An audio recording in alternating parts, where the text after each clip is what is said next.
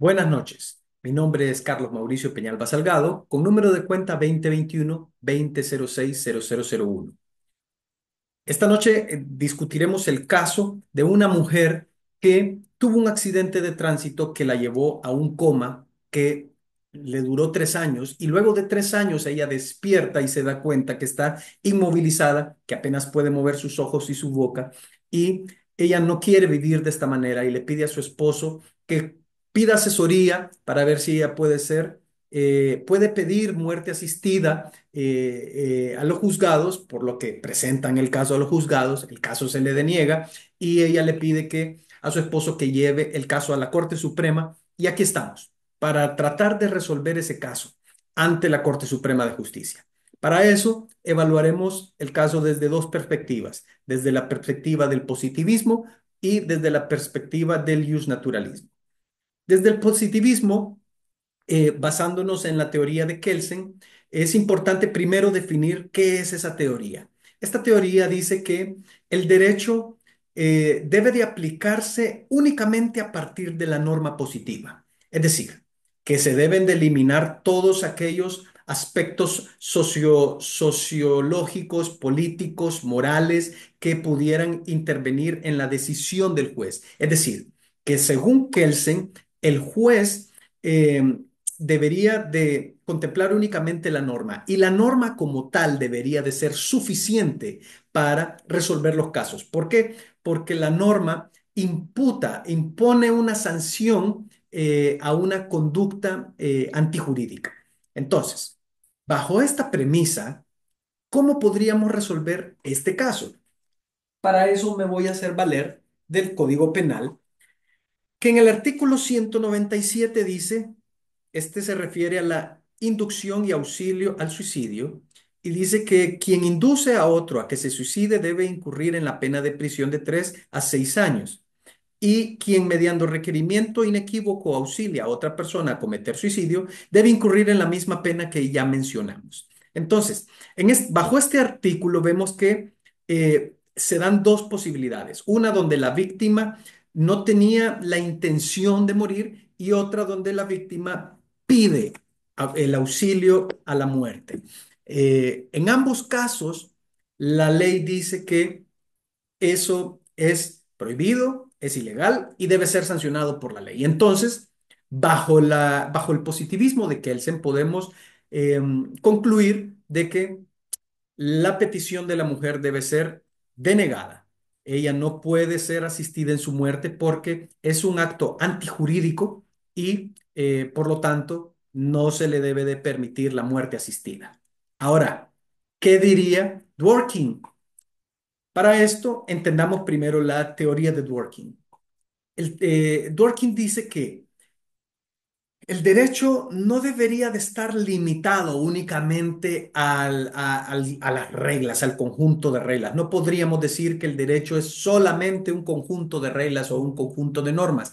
El derecho debe de ser algo más, decía Dworkin. El derecho debe de poder permitir apoyarse de principios, y esto le permite al juez poder tomar decisiones. Algo importante que dice Dworkin es que el juez está en la obligación de resolver el litigio, está en la obligación de encontrar los derechos que están siendo violentados y los derechos que favorecen a las partes. Y contemplando todo este universo, él debe de tomar una decisión para resolver el litigio, como ya lo dije.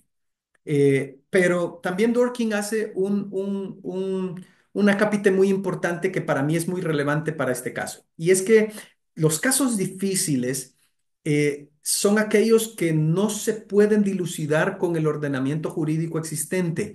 Es decir, cuando la norma tiene lagunas que impiden resolver el litigio. Dicho esto, ¿cómo resolveríamos este caso? Bien. Para esto es importante que revisemos la Constitución de la República, que en el artículo 65 dice que el derecho a la vida es inviolable. Aquí vemos un primer principio, que es el derecho a la vida. Y el otro es el artículo 68, donde toda persona tiene derecho a que se respete su integridad física, psíquica y moral. Por un lado, La Constitución nos dice que el derecho a la vida es inviolable. Entonces, no hay manera en que podamos pretender lo contrario y no violentar este principio de derecho a la vida. Pero por otro lado, dice el artículo 68 que la persona tiene derecho a que se respete su integridad física, pero también la psíquica y la moral. Y vemos que aquí puede haber un conflicto porque cuando hablamos de respetar la integridad física, pues nos referimos a su vida, pero también la psíquica, si no atendemos a ese requerimiento de la mujer, podríamos estar yendo en contra de esa necesidad física, perdón, psíquica que ella está afrontando. Ahora,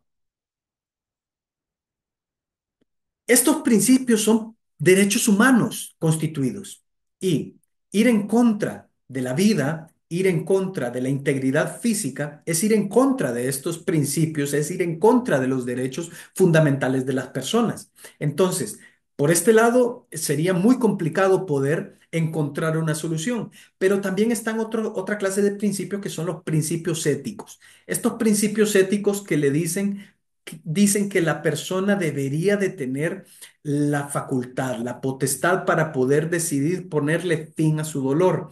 O también dicen que la persona debería de poder escoger tener una muerte digna, entendiendo que bajo estas circunstancias, la muerte paulatina, esa muerte que se va a extender por días, meses, años, décadas o quién sabe cuánto tiempo, la persona ya está muerta, solo que el proceso hasta la culminación de la muerte es largo, puede ser muy largo. Entonces, estos principios éticos dicen que la persona debería de tener el derecho de poder decidir a ponerle fin a su dolor y a poder decidir tener una muerte digna.